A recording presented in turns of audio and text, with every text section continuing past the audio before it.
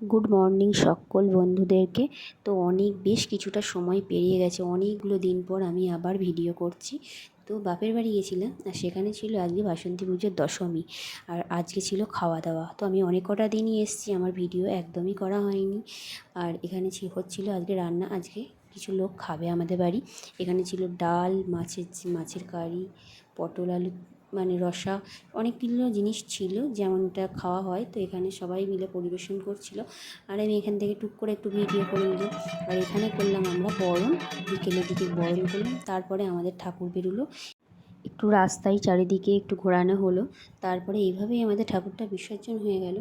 আর আমি বিসর্জনের ক্লিপটা নিতে পারিনি, আর কিছু ফটো তোমাদেরকে আমি শেয়ার করলাম। তো ভিডিও তো একদমই দিতে পারিনি, সেই জন্য কিছু ফটো তোমাদেরকে শেয়ার করলাম। তো লাস্টে দেখে নিও, আর লাইক কমেন্ট শেয়ার করে দিও। টাটা।